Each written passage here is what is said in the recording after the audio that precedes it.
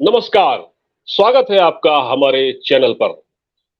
इस वक्त पाकिस्तान में कोहराम मचा हुआ है और इस वक्त कश्मीर से लेकर अगर हम कहें बलूचिस्तान और दूसरे इलाकों में मूवमेंट चल रहे हैं।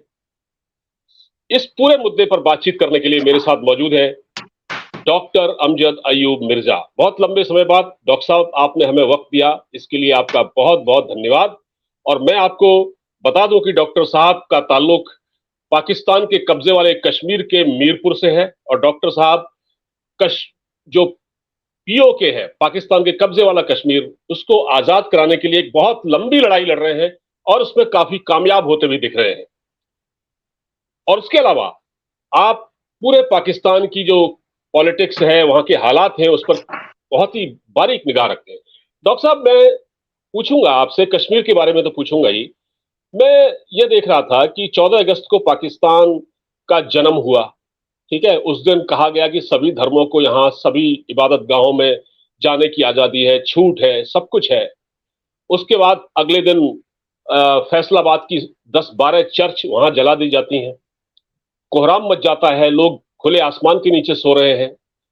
और अब मैं देख रहा हूं कि मंजूर पश्तीन जो है वो आते हैं, वो रैली करते हैं और वो सीधे कहते हैं जीएचक्यू में, जीएचक्यू को मतलब उन्होंने कहा है कि हम खाल उतार देंगे आप। बांग्लादेश ने तो पतलून उतारी थी, हम आपकी खाल उतार देंगे। डॉक्टर साहब, पाकिस्तान में इस वक्त जो हालात हैं, आप उसे किस तरह से देख रहे हैं? जी बहुत शुक्रिया। देखिए, बात यह है कि इन हालात की निशानदेही तो मैं एक अरसे से कर रहा हूं कि पाकिस्तान जो है वो सिविल वॉर की तरफ जा रहा है।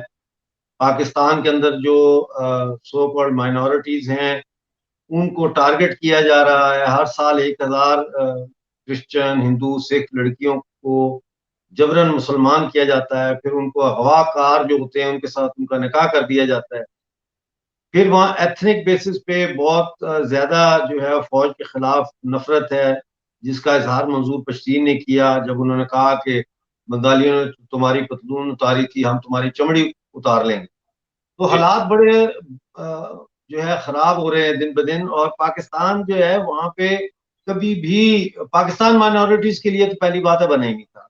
पाकिस्तान तो बना था ला इलाहा इल्लल्लाह के नाम पे। तो वहाँ हिंदू का क्या काम, क्रिश्चियन का क्या काम। तो हर जिंदा चलने फिरने वाला हिंदू क्रिश्चियन इस नारे का मुंह चढ़ाता हुआ उनको दिखता है और वो चाहते हैं कि इनको खत्म कर दिया जाए।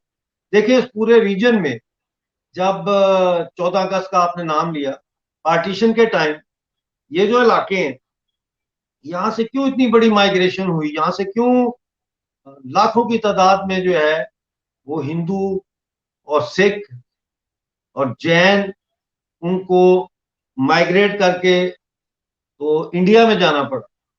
क्यों पीओजेके में, जहां से मेरा ताल्लुक है, मेरे पूरे जिले में 1 लाख से ज्यादा हिंदुओं सिखों का कत्लेआम किया गया? क्यों किया गया?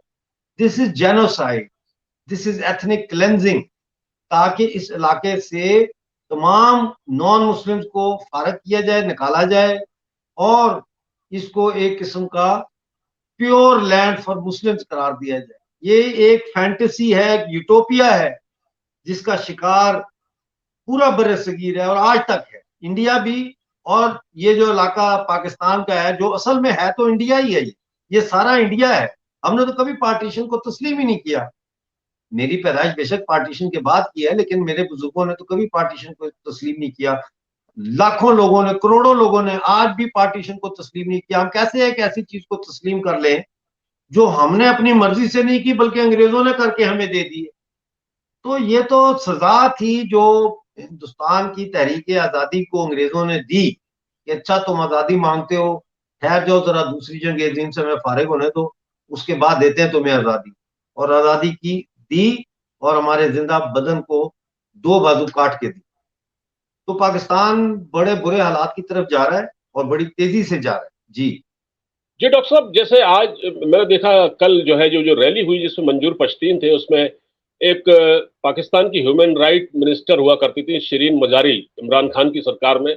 अब देखिए, Shirin Mazari human right minister थी और उनकी बेटी भी जो है वो ह्यूमन राइट्स के लिए काम करती है, मिसिंग पर्सन्स के लिए, जहां तक मुझे पता है। उसको उठा के ले गए और उसने उसने कहा था कि जो ये जीएचक्यू में है, जीएचक्यू जो है, असल दहशतगर्द तो जीएचक्यू में है। उसने हाँ, अपने तो स्पीच अब में वो कहा और मिसिंग उसको उठा के पर्सन ले गए। तो वो मिसिंग पर्सन के खिलाफ आवाज उठाती थी, तो आज वो खुद मिसिंग पर्सन बन गई है। उसका कुछ पता नहीं उसको उठा के कहाँ ले गए। और मैं दुआ करता हूँ कि वो हिफाजत में हो, और ईमान मजारी जो है वो उसके लिए पूरी दुनिया में आवाज उठनी चाहिए। अमेरिकन एम्बेसडर जो है इस्लामाबाद में, उसको इंटरवीन करना चाहिए इसमें, क्योंकि मासूम बच्ची है वो। और खुदा न खास्ता उसके साथ कोई ज्यादती अगर हुई तो इसके बड़े दूरस्थ नताइज बरामद होंगे। अब आपने ह्यूमन राइट की बात की है, तो अब आप ये देख लें कि इस वक्त पाकिस्तान ने जो केयर टेकर गवर्नमेंट बनाई है, उसमें care taker minister for human right एक ऐसे आतंकवादी की बीवी को बनाया है जो हिंदुस्तानियों का कातिल है, जो हिंदू पंडितों के जेनोसाइड में उसका सेंट्रल रोल रहा है।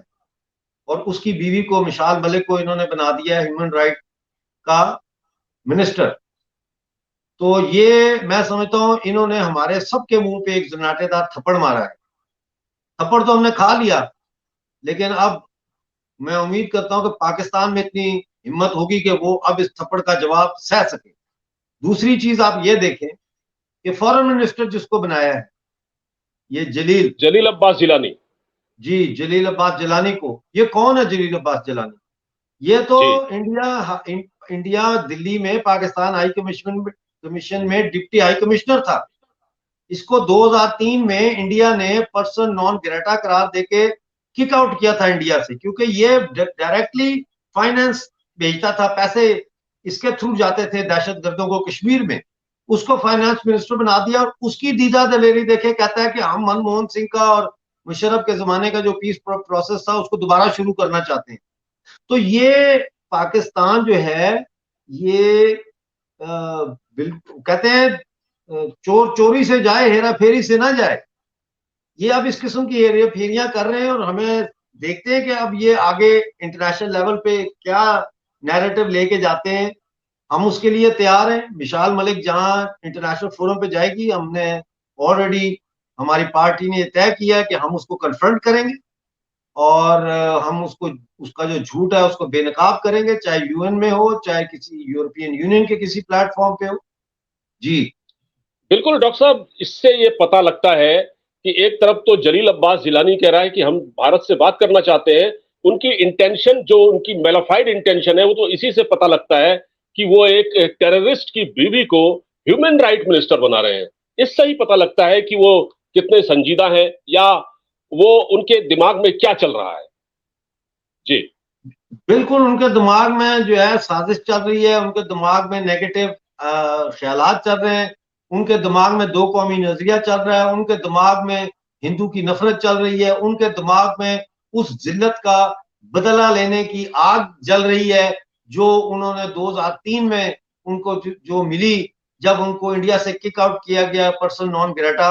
तो ये सब धोखेबाज हैं। मैं पाकिस्तान के किसी minister, even president, prime minister, army chief, मैं किसी शख्स की बात पे इतबार नहीं करता जब तक कि वो अमल करके ना दिखाए।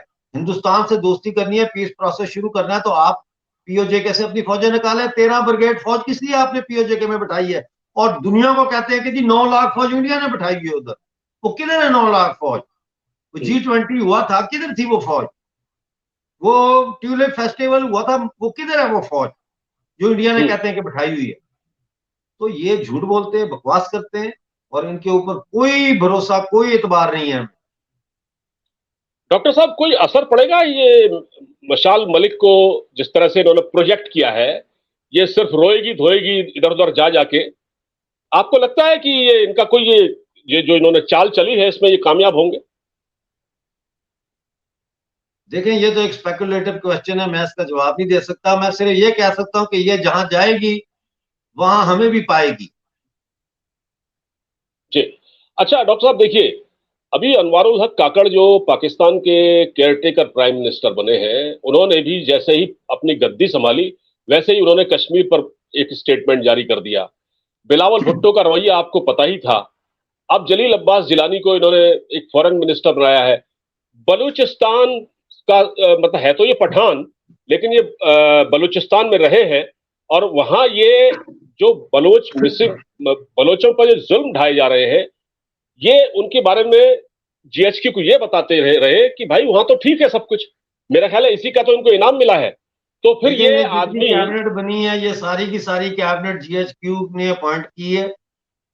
काकड़ पश्तून बलोच है, बलूचिस्तान में रहते हैं लेकिन ये पश्तून है। बलूचिस्तान में बहुत बड़ी तादाद में पश्तून आबादी भी रहती है। जी मसला ये है कि इसका काम क्या है काकड़ का? इसका काम है, ये केयर टेकर प्राइम मिनिस्टर है, इसका काम है 90 दिन में इलेक्शन कराए और अपने घर जाए। ये निगरान है, केयर टेकर है। इसको ना पॉलिसी बनाने का कोई इख्तियार है, ना पॉलिसी स्टेटमेंट देने का कोई इख्तियार है।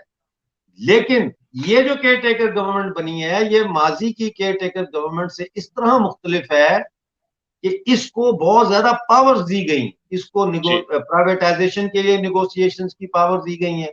इसको पाकिस्तान के लिए लोन्स की निगोशिएशंस के लिए पावर्स दी गई हैं। इसको बहुत ज्यादा और भी पावर्स दी गई हैं। तो अब देखते हैं, ये पाकिस्तान की आर्मी ये चाह रही है कि इलेक्शन को और ज्यादा आगे किया जाए ताकि इमरान खान के ऊपर जो क्रैकडाउन शुरू किया है उसको कंप्लीट किया जाए। आर्मी के अंदर जो डिसेंट था उसको कंसोलिडेट किया जाए। 150 से ज्यादा फौजी अफसरों को उन्होंने निकाला है, उन पर कोर्ट मार्शल के मुकदमे चल रहे हैं। तो ये आर्मी बैक वक्त इमरान खान को तोड़ना भी चाह रही है और फौज को जो टूटी हुई थी उसको जोड़ना भी चाह रही है। ये इसमें कामयाब होते हैं नहीं, ये तो सिर्फ वक्त ही आने वाला बताएगा। लेकिन ये है कि कहते हैं ना कि इंसाफ वो है जो दिखे। जो इमरान खान को जिस तरह इन्होंने केस में उलझा के अंदर कर दिया और 200 केसेस ऊपर बनाए हुए हैं, तो इंसाफ होता हुआ तो दिख ही नहीं रहा। ये तो सीधा सीधा पाकिस्तानी फौज बदले की आग में जो है वो इस वक्त तड़प रही है और इमरान खान को इन्होंने टारगेट किया हुआ है। तो अब तो सुना है ये डॉक्टर साहब, देखते हैं।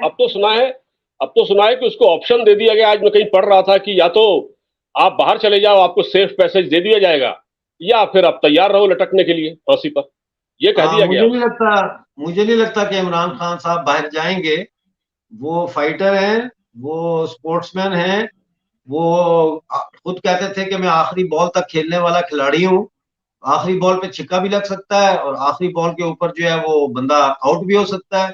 तो इनके केस में देखते हैं कि आखिरी बॉल पे ये दोबारा प्राइम मिनिस्टर बनते हैं या आखिरी बॉल पे ये फांसी लग जाते हैं। ये तो आने वाला वक्त ही बताएगा। डॉक्टर साहब, जो ये काकड़ की जो गवर्नमेंट है, इसमें एक लेफ्टिनेंट जनरल या मेजर जनरल रैंक का अधिकारी डिफेंस मिनिस्टर बनाया गया है। और ये, हाँ जी, तो ऐसा नहीं लग रहा है कि पूरी तरह से ये जो गवर्नमेंट बनी है इसमें पूरी ये मिलिट्री रूल कर रही है, एक खुले तौर पर और एक गैर एलानिया मार्शल लॉ है पूरा मुल्क में। नहीं, मैं ये तो नहीं कहूंगा कि गैर एलानिया मार्शल लॉ है। अदालतें चल रही हैं, सारा कुछ चल रहा है। लेकिन और ये भी बात के आर्मी रूल डायरेक्टली कर रही है तो ये भी नहीं है हमेशा। ये जो शहबाज शरीफ की गवर्नमेंट थी या इमरान खान की गवर्नमेंट थी, वो भी तो आर्मी के ही जरिए चल रही थी। और जब इमरान खान जरा लाइन से हटा तो उसको उन्होंने उठा के बाहर फेंका है।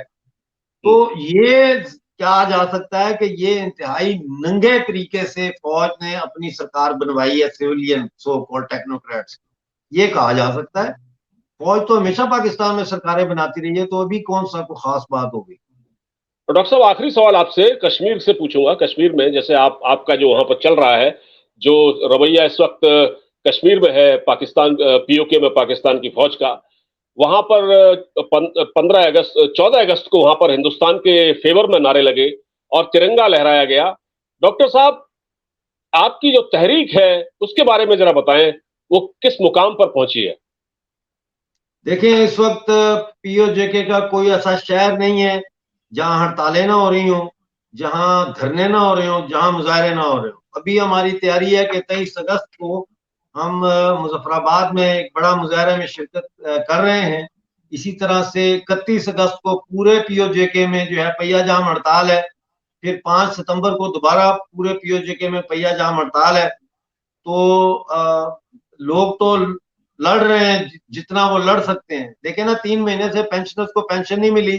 अब जो गेजेटेड और नॉन गेजेटेड ऑफिसर थे उनकी तनख्वाहें भी बंद कर दी हैं।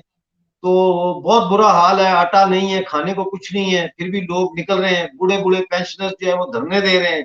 कई कई जगहों पे धरनों को 2-2 महीने हो गए हैं। कई कई जगहों पे धरनों को महीना हो गया, कहीं 2 हफ्ते हो गए हैं। तो जदोजहद चल रही है, लेकिन पूरा मीडिया ब्लैकआउट किया हुआ है, वहां पे कोई जर्नलिस्ट जा नहीं सकता। जी बिल्कुल आपने ठीक कहा, बड़े बुरे हालात हैं पीओजेके में और पूरे पाकिस्तान में ही इस वक्त एक बहुत ही बदतरीन सूरत हाल पाकिस्तान में है। डॉक्टर साहब, आगे क्या होता है हम देखेंगे, आगे भी हम कोशिश करेंगे, आप हमें वक्त दें थोड़ा, ज्यादा नहीं तो 10-15 मिनट कभी हमारे लिए निकालें, आज आपने हमारे लिए समय निकाला, बहुत बहुत धन्यवाद आपका हमसे जुड़ने के लिए। जय हिंद डॉक्टर साहब। जय हिंद, जय Jammu Kashmir. Thank you very much.